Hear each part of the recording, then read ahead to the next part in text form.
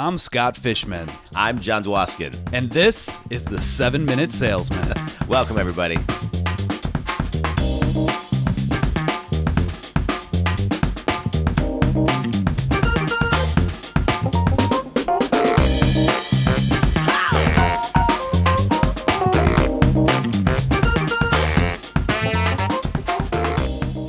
Hey, Johnny, what's going on, man? Fish, good morning. How are you? Doing great. It's Leap Day, my friend. I know. It comes every 4 years, and it couldn't have come at a better time. Well, yeah. I mean, the end of February, right? Well, it gives us a little extra day, and I think we can all use one. So Yeah. I think it's good. I think we talked about it before. It's always been like daylight savings, like when we fall back. Right. It's always been I call it my favorite holiday because I get an extra hour of sleep or an extra hour in my day, whichever way you want to look at it. But same thing here. Like I woke up today and I said, what are we going to do with this extra day? Yeah, it's a great question to ask. Question to ask. So what was your answer? Everything. Literally, like, no, I'm not even BSing you. What I did is I filled my calendar for the day. Yeah. And a friend of ours called me. He said, let's have lunch. I said, no, because I'm packing my calendar today so I can do absolutely nothing tomorrow. And he said, well, then we'll have lunch tomorrow. I said, no, I don't think you read my text. I said, I'm doing absolutely nothing tomorh. That's great. I'm packing my day today so I can do that. Yeah. Well, you know what? It's that's a great thing to do. To pack your day and to know when to unplug so you can be more productive. Exactly. So let's dive into what you can do with an extra day. Yeah. Right. Let's one of the things we were talking about that we wanted to chat about today is the idea that we should always be prospecting. ABP, baby. Right. And we don't need necessarily an extra day in our month or our year, but it's a good reminder if we have some bonus time, what we should be doing. Yeah. And I think that's what led us to the conversation is like we have this extra day and what are we going to do with it? And when we think about it, if we're always prospecting, we should be prospecting on that extra day.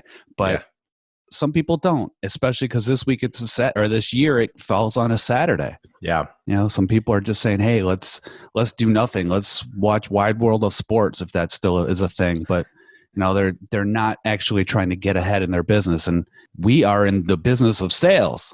So we should always be looking for the next deal. Yeah, let's talk about that. And I think one of the things I think is important is that in prospecting, a lot of times people get stuck because they look at their pipeline. Their pipeline looks, flush. It looks, they can see the money coming in, the growth of their pipeline. But then you have something that happens, and right now we're in a market that is fluctuating. The Dow has just gone down, I think, close to 5,000 points in the last week, down 11 or 13%. I can't remember. And I'm not suggesting that that's a reason to panic because things can go up and down, but it is a reason to always be prospecting so your pipeline is flush and safe. Right. And so many times I see salespeople get very complacent and comfortable in working their deals, but everything can change in a day with your pipeline. Right. And we've spoken about that before. It's a lot easier on the first of the month to kind of be ahead of the curve and prospect and find a deal than if you're scrambling and stressing on the 30th. Right. Or in this case, the 29th, trying to get that last deal in for the month. So it's a lot easier to play from ahead than from behind. Well, but when you talk about being, it's better to be ahead than behind. That is spot on. There's been studies that done where one in particular, there was a car, the case study is a car wash that was giving out punch cards. And if you got 8, you got your next car wash free. And so what they did, they ultimately changed it to a 10 punch card. But when you came, you got the first 2 punches. And so you were automatically feeling like you were ahead. So they ran 2 groups, the group with the 8 punch holes that you needed to start from the beginning, and the group where you got the 10 punch hole, but you got the first 2. Both needed 8 to get a free car wash. And there was a much higher commitment to almost 40% for the people who had the immediate 2 because psychologically they felt like they were ahead. Yeah, they had a head start. That's They had a head crazy. start. And so that goes to show you. So like in pipelines, when you are always prospecting and when you have a flush pipeline and those two things are consistently moving in the same motion and you always feel ahead, that's why it's easier to generate more business and prospect more confidently with more courage and successfully, because psychologically, when you're ahead, you can do more. Right. And we talk about different continuums in business. And let's say you're on a monthly continuum, there's something we call sandbagging, right? And if you're at the end of the month, sometimes you hold back a deal. So that way you start with a deal. You start the first and you already have something in there. So you are automatically getting those two punches, right? Right. But if you're always prospecting, you don't actually have to sandbag. If I'm making Correct. calls today or texting with some prospects today or emailing with prospects today, and I have something hot going into Monday, I am playing from ahead. I didn't have to hold anything back. I'm just running. I have the momentum built. I don't have to play the games psychologically with myself. I can just be ahead of the curve at all times. Right. Right. And that is huge, because when you, and so let's talk about a couple ways, fundamentally, how do you continue to prospect? Well, you just commit and time block and do it. And so a lot of times what got us into the business and growing the business for many salespeople on the line was just good old fashioned cold calling, good old fashioned getting out and networking and talking to centers of influence or spheres of influence to grow your business. And when our pipeline gets flush, we stop that. And so if you go back to what helped you grow your business and you commit to something where you can lower the bar to do something consistently every day, it will compound and will absolutely grow, if not at minimum, double your business.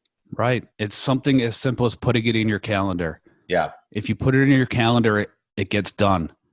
If you put it in your calendar, it doesn't get done. Obviously, there's some accountability there. But if you put it in your calendar, you schedule it out, hold yourself to it, build a habit, build the muscle. At the end of the day, it just becomes normal. It's like waking up. It's like driving to work. From 10 to 11, I'm going to be on the phones every day. And then from 3 to 4, I'm going to hit my West Coast people. It's just there. Right. And so the key is, in quick summary of what we're both saying, is prospect every day, regardless of how your pipeline looks. Period. The end. Period. I've coached so many salespeople, and it's funny. And I think I did the same thing. Is we almost do the opposite. When we're doing well, we kind of take our foot off the gas a little bit because we have momentum built. We're like, you know what? I'm already doing good. Right. And then when we're doing poorly, that's when we're like stressing and we're putting all the energy into it. And it should almost be the opposite. Yeah. Well, I guess no, when you're doing poorly, don't get me wrong, you should always be working hard. But when you're doing well, you should be working twice as hard because you're already rolling. It's easier. It's just like riding a bike. It's easier to pedal once it's already spinning. So when you're doing well, keep going, play that hot hand, because you never know when something's going to happen. Like you said, downturns in the market. You never know when you need a deal to end the month that you're just scrambling because you don't know where it's going to be. If you were talking to people all month, you would know where it was going to come from. Right. Yeah. And that's how you keep your, finger on the pulse of everything. I mean, if you're not talking to people and in the trenches and prospecting, I mean, it's really hard to know what they're thinking, what they're going to be thinking tomorrow, and how they're even forecasting their thoughts. And so if you're in the trenches every single day prospecting, even if it's one new prospect or one something a day, it's better than once a month. I love it. Or doing a ton once a month or once every 2 months and then just going dry. Yeah.